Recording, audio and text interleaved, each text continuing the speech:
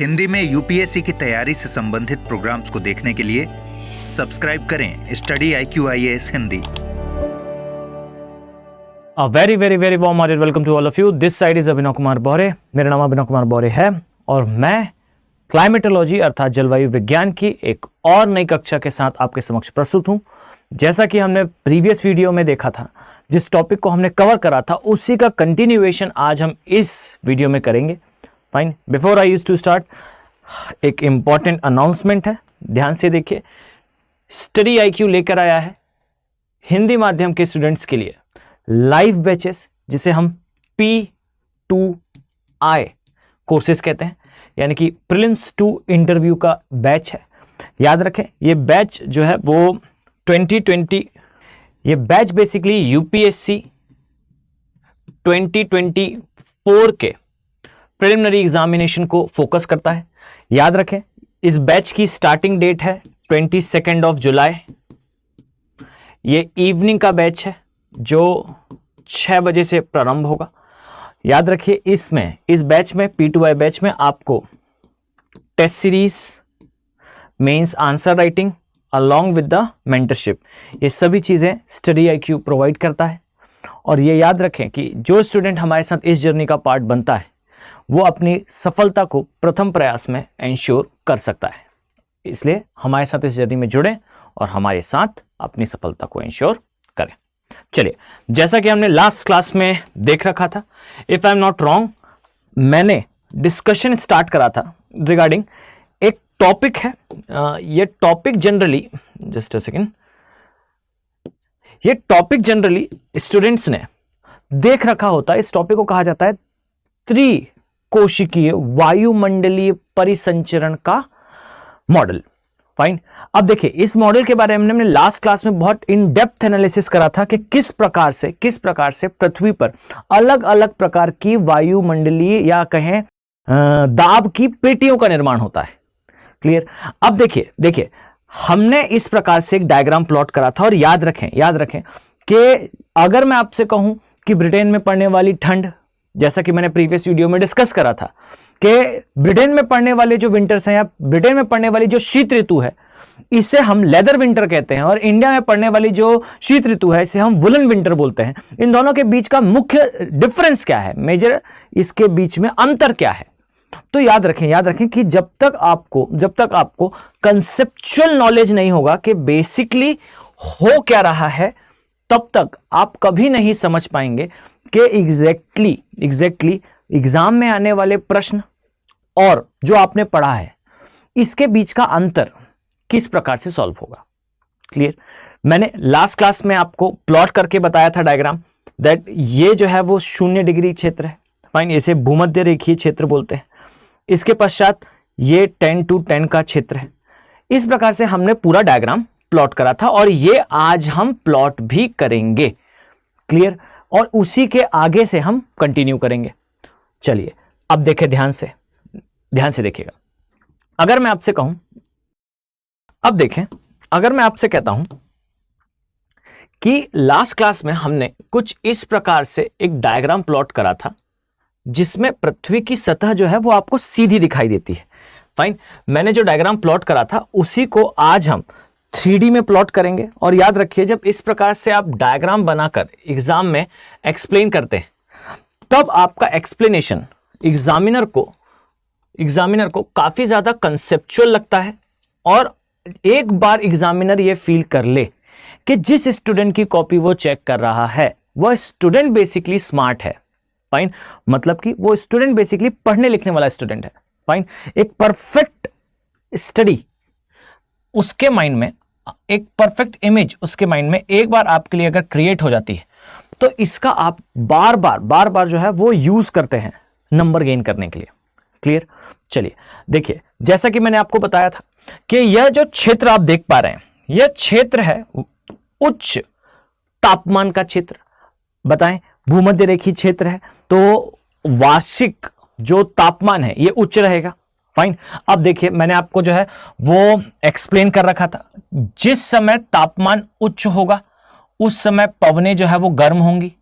और गर्म पवनें कैसी होती हैं बच्चों? तो गर्म पवनें होती हैं हल्की, और हल्की पवनें जो है वो ऊपर की ओर प्रवाहित होंगी।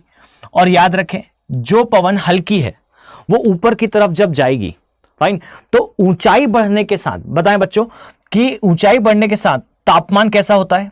कम होता है। और कम होने के साथ ये पवनें ठंडी होंगी, और ठंडी होने पे बेसिकली ये पवनें इस प्रकार से नीचे आना प्रारंभ करेंगी। फाइन। अब जहां ये नीचे आएंगी, बच्चों बहुत ध्यान से देखिएगा, प्रीवियस क्लास में हमने इसे ड्रॉ करा था एक नॉर्मल स्केल पे, आज हम इसे जो है 3D में ड्रॉ कर रहे हैं। और याद रखिए ये फाइनल डायग्राम है, और इसी से हम व्यापारिक पवनें, पछुआ पवनें तथा ध्रुवीय पवनें इन तक पहुंच जाएंगे। और इसी के साथ आपको समझ में आएगा कि क्या कारण रहा है यूरोप का, कि यूरोप हमेशा डिस्कवरीज के लिए फेमस रहा। क्या सिर्फ यही एकमात्र कारण है कि यूरोप में एनलाइटनमेंट आया था पहले, यानी कि प्रबोधन आया था पहले, इस कारण यूरोप जो है वो आगे बढ़ा? तो याद रखिए इसके पीछे बहुत सारे भौगोलिक कारण भी हैं। क्लियर है? चलिए अब देखें, अगर मैं आपसे कहूं कि इस प्रकार से एक वायुदाब पेटी यहां पर आपको देखने को मिलेगी, एक प्रेशर बेल्ट यहां देखने को मिलेगी, एक इसी के ऊपर इस क्षेत्र में आपको देखने को मिलती है, और एक यहां पर। फाइन। इसी प्रकार से मैं अगर यहां ड्रॉ करना चाहूं तो एक बेल्ट आपको यहां देखने को मिलेगी। फाइन। ये दो बेल्ट और फिर ये ध्रुवीय बेल्ट। फाइन। चलिए हम डायग्राम बनाते हैं, बहुत ध्यान से देखिएगा। अगर मैं आपसे कहूं कि भूमध्य रेखीय क्षेत्रों में यहां पर तापमान उच्च है, अब जब भी तापमान उच्च होगा पवनें गर्म होंगी, गर्म होने पे गर्म पवन हल्की होती है, हल्की होगी तो ये ऊपर उठेगी, और ऊपर उठने के साथ, ऊंचाई बढ़ने के साथ, चूंकि तापमान कम होता है, ये पवनें इस प्रकार से ठंडी होकर डिस्पर्स होकर नीचे आएंगी, और अब ये पवनें नीचे आना प्रारंभ करती हैं। ये हमने देखा था। और बच्चों जब ये पवनें नीचे आएंगी तो बताएं, जिस समय पवनों का प्रवाह नीचे की ओर होगा उस समय उस सतह पर तापमान कैसा भी हो बच्चों, परंतु पवनों के नीचे की ओर, वायु के नीचे की ओर प्रवाह के कारण याद रखें होगा ये कि उस क्षेत्र में तापमान को छोड़े परंतु प्रेशर यानी कि दाब हमेशा उच्च रहेगा। क्लियर? तो देखिए यहां पर वायु के, हवा के नीचे की ओर प्रवाह के कारण तापमान उच्च होने पर भी, क्यों? क्योंकि इन लेटिट्यूड्स को, इन देशांतरों को हमने प्रीवियस क्लास में देखा है। ये कौन से देशांतर है बच्चों? तो ध्यान से देखेंगे तो ये देशांतर है वास्तविकता में 25 से 35 के बीच का। ये क्षेत्र वास्तविकता में उप उष्ण कटिबंधीय क्षेत्र है। क्लियर? तो ध्यान से देखिए, अगर मैं आपसे कहूं कि ये जो क्षेत्र है ये भूमध्य सागरीय क्षेत्र, या आप कहें भूमध्य रेखीय क्षेत्र, या इसे जो है ट्रॉपिकल एरिया भी कहते हैं। फाइन। अब याद रखें उष्ण कटिबंधीय क्षेत्रों में, जस्ट अ सेकेंड, यहां पर यह है उष्ण कटिबंधीय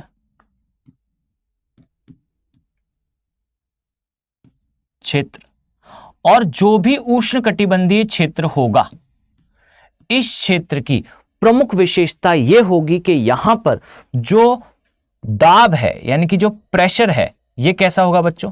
ये होगा लो। क्लियर हो गया?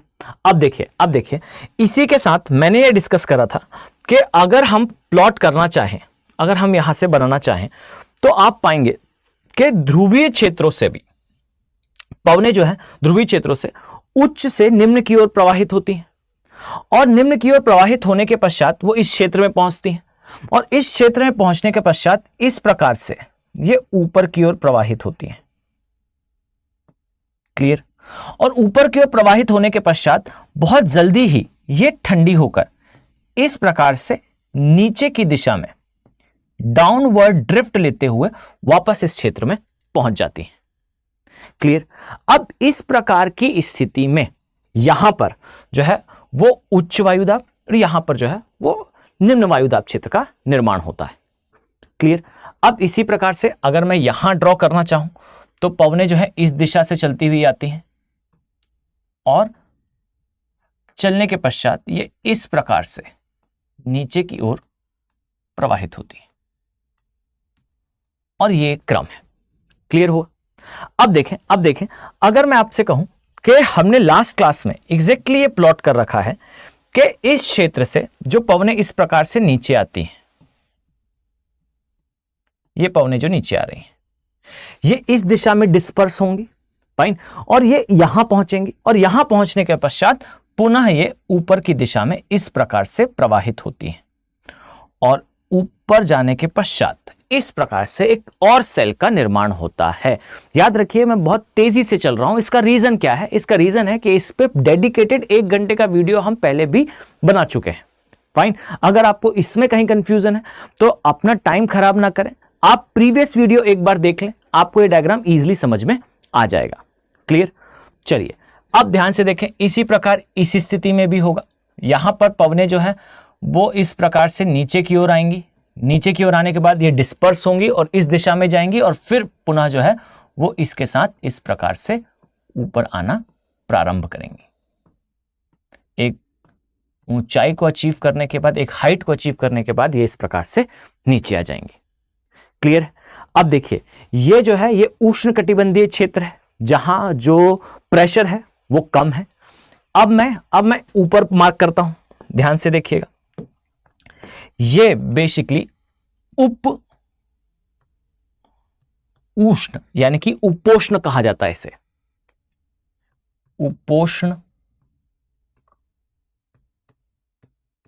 कटिबंधीय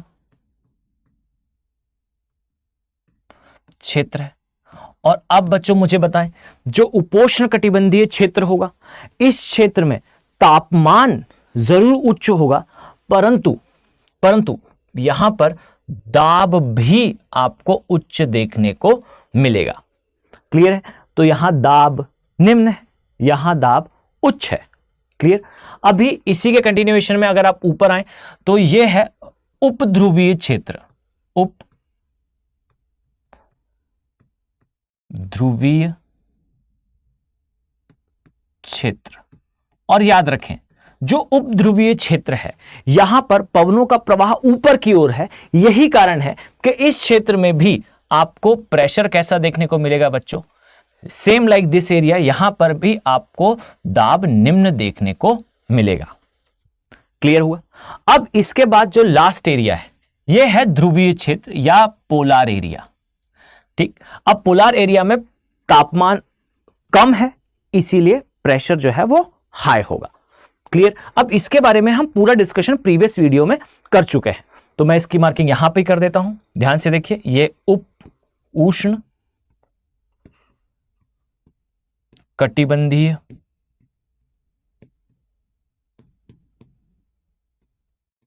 क्षेत्र है और ये उप ध्रुवीय क्षेत्र है। जो उप उष्ण कटिबंधीय क्षेत्र है वहां पर प्रेशर जो है वो हाई है और यहां पर प्रेशर जो है वो लो है। ये ध्रुवीय क्षेत्र है जहां पर प्रेशर अर्थात दाब जो है वो उच्च होता है। क्लियर हो गया? अब देखिए हमारा आज का जो डायग्राम है वो कल के ही डायग्राम का एक दूसरा फॉर्म है। फाइन। अब हमने इसे इस प्रकार से क्यों बनाया है? तो बच्चों ध्यान से देखिए, यह डायग्राम एक बार में आपकी व्यापारिक पवनें, पछुआ पवनें, पूर्वा पवनें यानी कि ट्रेड विंड, वेस्टर्ली और ईस्टर्ली, इन तीनों को आपके सामने लेकर आएगा। क्लियर है? अब देखिए ध्यान से, इस कोशिका को हम कहते हैं ये हेडली कोशिका है, ये भी हेडली कोशिका है। अब देखिए ये जो सेल है, आई थिंक आप सभी को ये बेहतर तरीके से याद होगा कि हेडली सेल के बाद फेरल सेल और फेरल सेल के बाद नीचे ध्रुवीय सेल यानी कि ध्रुवीय कोशिका, इसका जो है वो निर्माण हुआ है। क्लियर? अब देखिए हम अभी बेसिकली क्या ड्रॉ करने वाले हैं? हम ये ड्रॉ करने वाले हैं कि जो पवनें पृथ्वी पर चलती हैं, जो स्थायी पवनें पृथ्वी पर चलती हैं, स्थायी से मेरा आशय क्या है तो समझिएगा इस बात को। स्थायी से मेरा आशय है कि वो पवनें जो ऋतु के अनुसार नहीं अपितु अपने एक स्पेसिफिक डायरेक्शन पे, अपने एक विशेष डायरेक्शन पे ये प्रवाहित होती है। क्लियर? चाहे उत्तरी गोलार्ध या दक्षिणी गोलार्ध, यहां पर जो भी ऋतुओं की कंडीशन हो, ये पवनें बेसिकली अपने ही मार्ग को फॉलो करती हैं।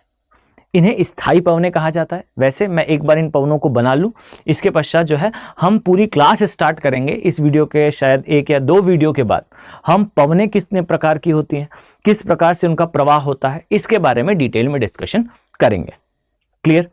चलिए अब ध्यान से देखिएगा।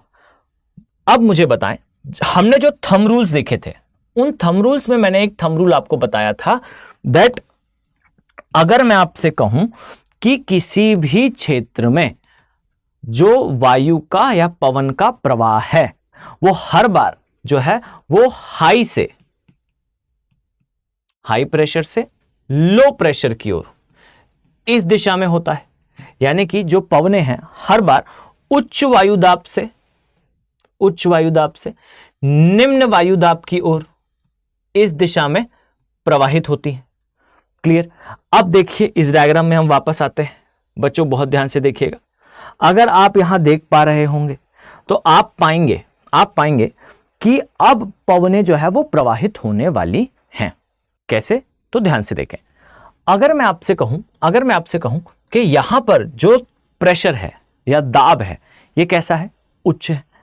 अब देखिए उच्च वायुदाब से निम्न वायुदाब की ओर यहां पर इस दिशा में पवन का जो है वो प्रवाह होना था। हम किस गोलार्ध में हैं? अभी हम दक्षिणी गोलार्ध में हैं।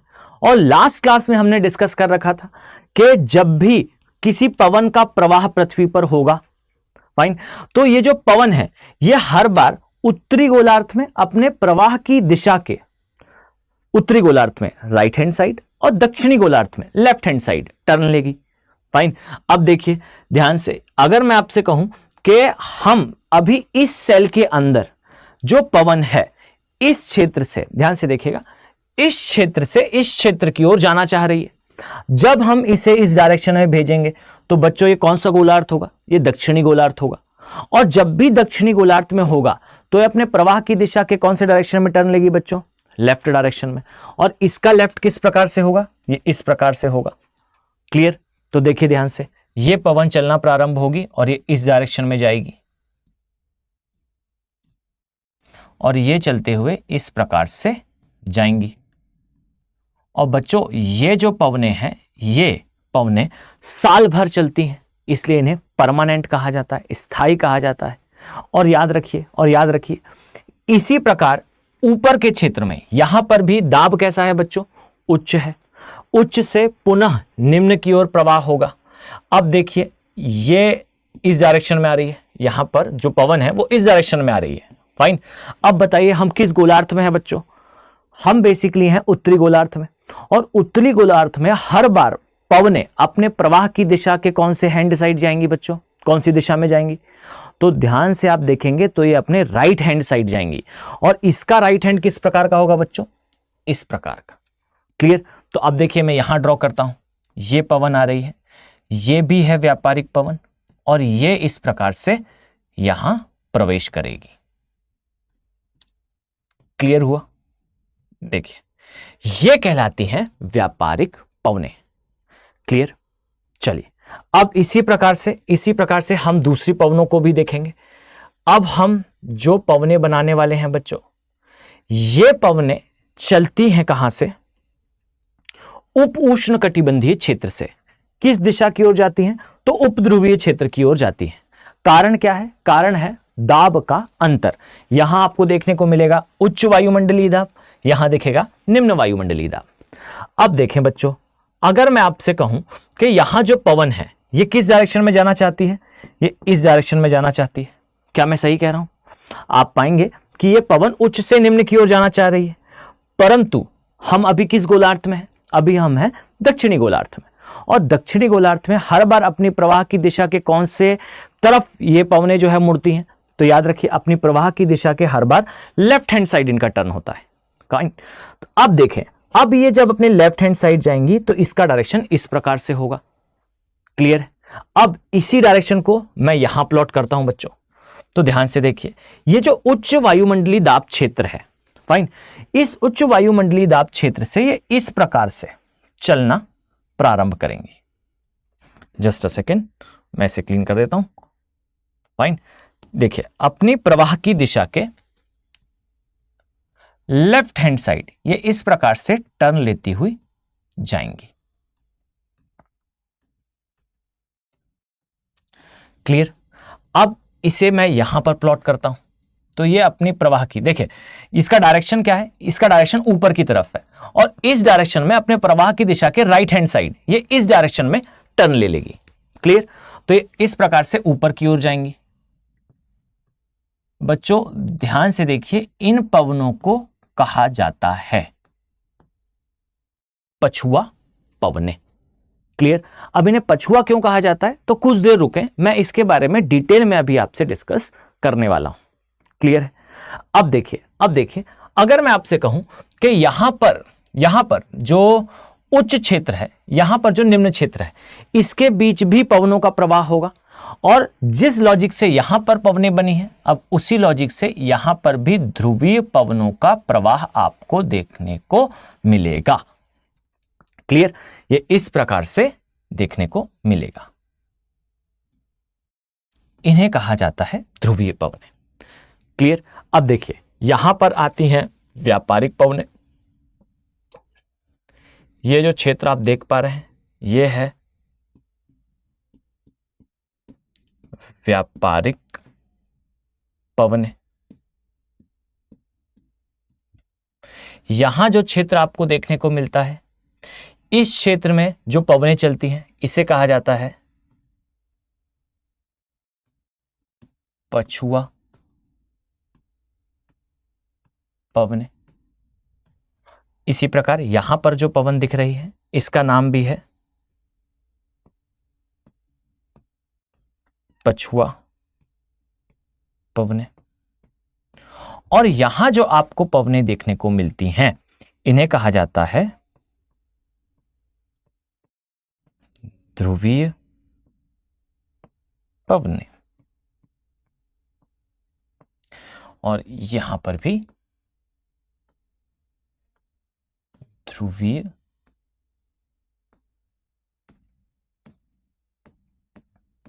पवनें।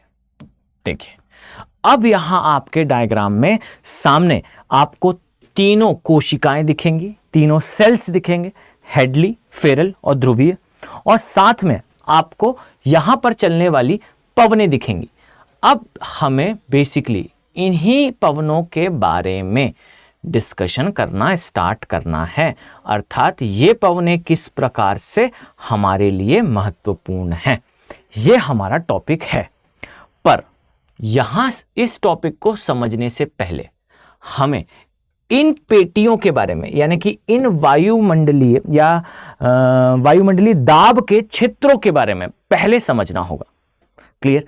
बच्चों आई थिंक आप सभी को यह समझ में आ रहा होगा कि डायग्राम काफी कॉम्प्लेक्स है, ये डायग्राम काफी टफ है। फाइन, तो बच्चों मैं आपको इसके लिए एक और तरीका बताता हूं, आप पहले इसे समझ लें, फिर हम आगे इसे प्लॉट करें। Just a second. ये है बेसिकली हमारी पृथ्वी, और याद रखें ये जो क्षेत्र आप देख पा रहे हैं, ये क्षेत्र है वास्तविकता में भूमध्य सागरीय क्षेत्र। भूमध्य सागरीय क्षेत्र से आप ऊपर जाएंगे तो ये है उप उष्णकटिबंधीय क्षेत्र, ये है उपध्रुवीय क्षेत्र, और ये है ध्रुवीय क्षेत्र। इसी प्रकार यहां पर उप उष्णकटिबंधीय क्षेत्र, उप ध्रुवीय क्षेत्र तथा ध्रुवीय क्षेत्र। अब हमेशा स्टूडेंट के दिमाग में कंफ्यूजन होगा कि इस डायग्राम में हमें एग्जैक्टली बनाना कैसे है, पवनों को प्लॉट किस प्रकार से करना है। तो बच्चों बिल्कुल परेशान होने की आवश्यकता नहीं है, आपको यहां पर एक स्मार्ट अप्रोच बताता हूं। ध्यान से देखिए, यहां पर आपको देखने को मिलती हैं व्यापारिक पवनें। अब व्यापारिक पवनें हमेशा, इसके लिए एक इंग्लिश का वर्ड यूज होता है, ये ईस्टर्ली हैं।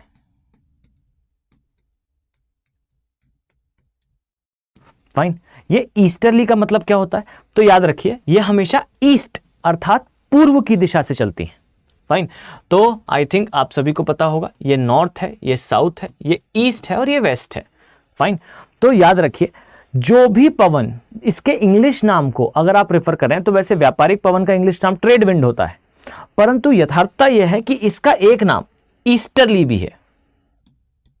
फाइन, अब ये जो ईस्टर्लीज होती हैं ये ईस्ट से चलती हैं अर्थात पूर्व की दिशा से चलती हैं, तो इस प्रकार से इनका प्रवाह होगा।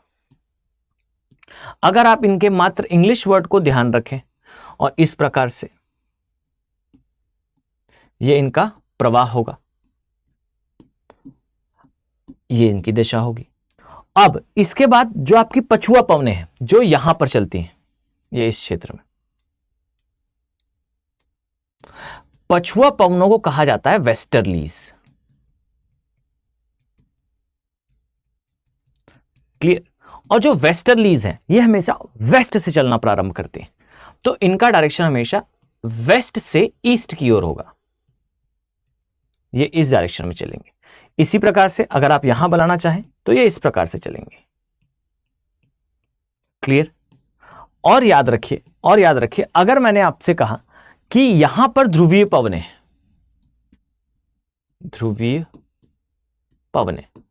तो याद रखिए ध्रुवीय पवनें होती हैं ईस्टर्ली, और ईस्टर्ली के लिए याद रखिए ये कहां से चलना प्रारंभ करेगी? ईस्ट से, तो ये इस डायरेक्शन में आएगी। और इसी प्रकार जो है वो यहां पर चलेगा।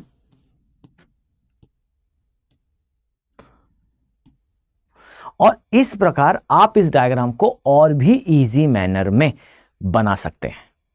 क्लियर हुआ पॉइंट?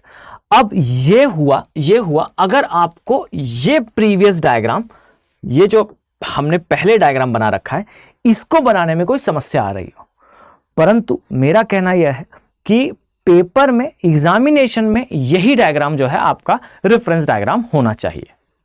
क्लियर? चलिए अब हम पहले इन वायुदाब पेटियों के बारे में थोड़ा डिस्कशन करेंगे और इसके बाद हम इन पवनों के प्रवाह के बारे में देखेंगे। क्लियर? और याद रखिए वायुदाब की पेटियां भी काफी फेमस टॉपिक है यूपीएससी का। यूपीएससी को इसमें बहुत ज्यादा इंटरेस्ट है और इसका इंटरेस्ट या इसके एग्जामिनेशन में आने का एक कारण यह भी है कि पृथ्वी पर होने वाली बहुत सारी घटनाओं के पीछे ये पवनें और ये वायुदाब की पेटियां उत्तरदायी होती हैं। क्लियर? तो देखिए सबसे पहले हम देखेंगे कि उष्णकटिबंधीय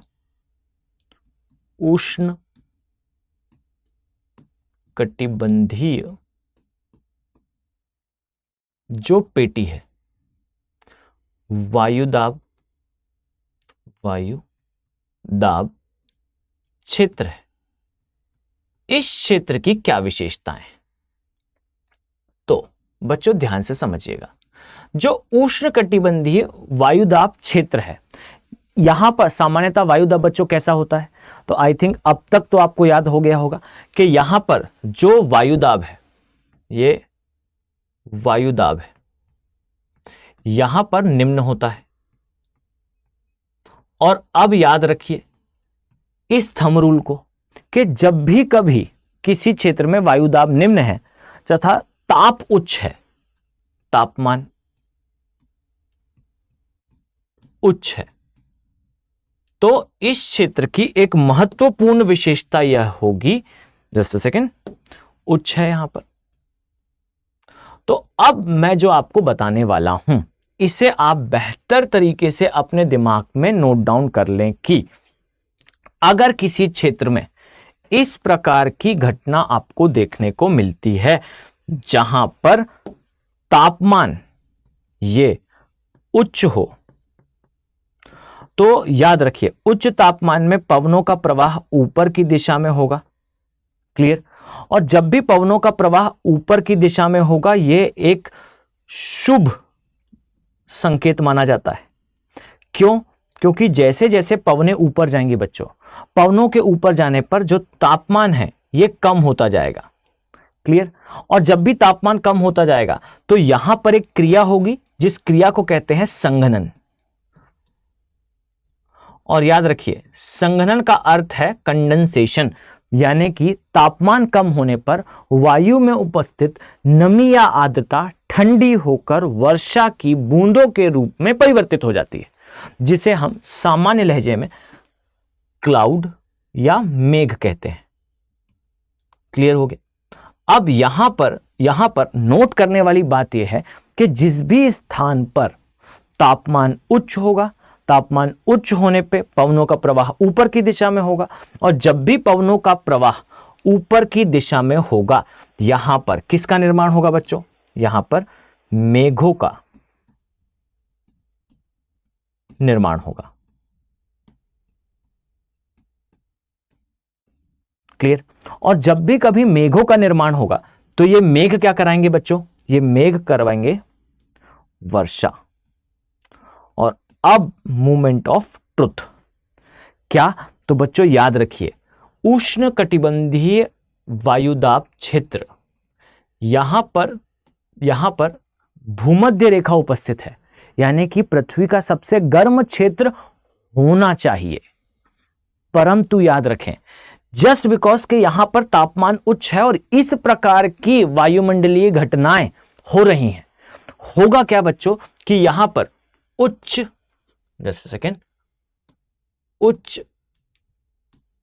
वर्षा क्षेत्र का निर्माण होगा। और जब कभी उच्च वर्षा क्षेत्र का निर्माण होगा बच्चों, फाइन, तो याद रखिए यहां पर तापमान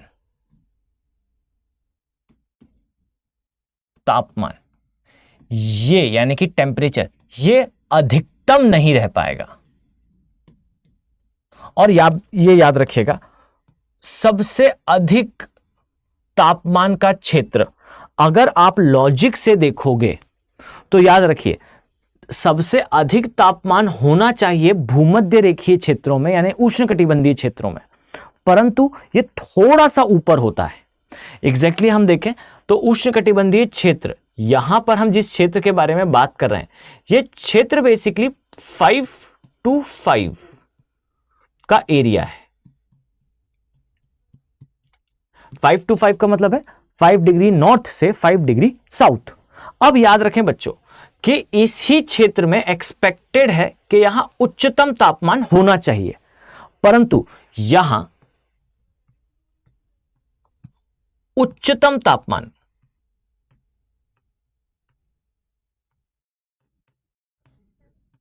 ये उपस्थित नहीं होता। क्लियर। अब ये याद रखिएगा कि उच्चतम तापमान आपको बेसिकली कहां देखने को मिलता है? उच्चतम तापमान आपको देखने को मिलता है इन 5 से 5 डिग्री क्षेत्र के ऊपर या इन 5 से 5 डिग्री क्षेत्र के नीचे। क्लियर। तो याद रखिए लॉजिक ये बोलता है कि पृथ्वी पर उच्चतम तापमान भूमध्य रेखीय क्षेत्रों में होना चाहिए और एग्जैक्टली 5 डिग्री से 5 डिग्री पर होना चाहिए, परंतु जब आप पाएंगे कि इस प्रकार से पवनों का प्रवाह या वायु का प्रवाह ऊपर की दिशा में, इस दिशा में होने पर होगा ये बच्चों कि यहां पर मेघों का निर्माण होगा, वर्षा होगी, इसलिए उच्चतम तापमान का क्षेत्र हमेशा इससे थोड़ा ऊपर या थोड़ा नीचे होता है।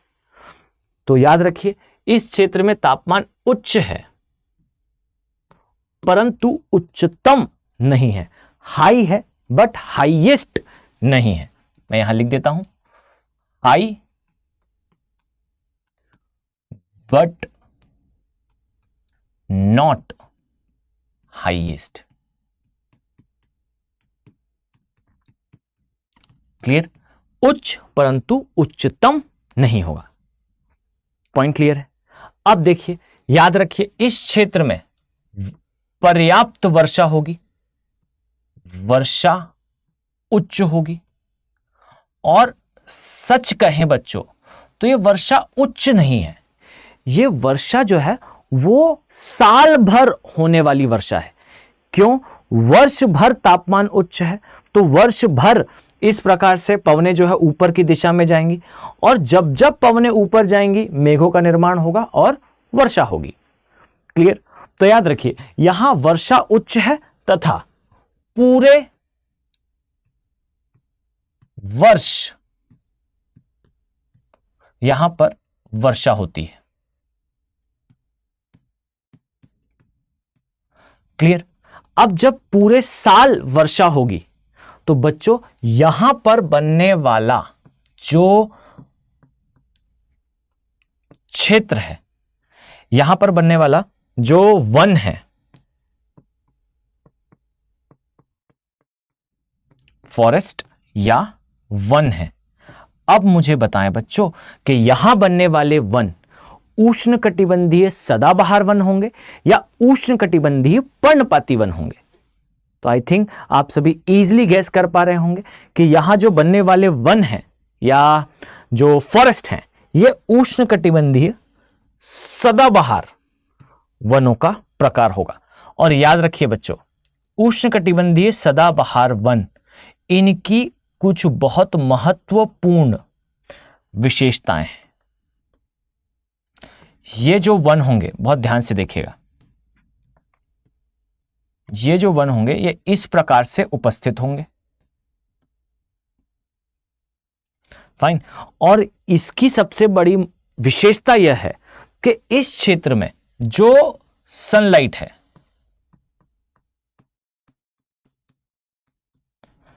क्लियर, ये कभी भी वन में उसके सतह तक यानी कि नीचे तक कभी पहुंच नहीं पाती। यानी कि इन वनों का जो घनत्व है, वन अत्यधिक सघन होते हैं। क्लियर? और इतने सघन होते हैं बच्चों कि यहां जो आने वाला सूर्य का प्रकाश है या जो सनलाइट है, ये कभी भी इसके बेस तक नहीं पहुंचती। तो इसलिए याद रखिएगा बच्चों, यहां पर छोटे पौधे नहीं होते क्योंकि बेस तक क्या नहीं पहुंच पा रही है, सनलाइट नहीं पहुंच पा रही। और यह भी याद रखिएगा कि यहां पर आपको कुछ विशेष प्रकार के जीव देखने को मिलते हैं, कुछ विशेष प्रकार के छोटे पौधे देखने को मिलते हैं। जैसे इन वनों की एक बहुत महत्वपूर्ण विशेषता है कि यहां पर आपको पिचर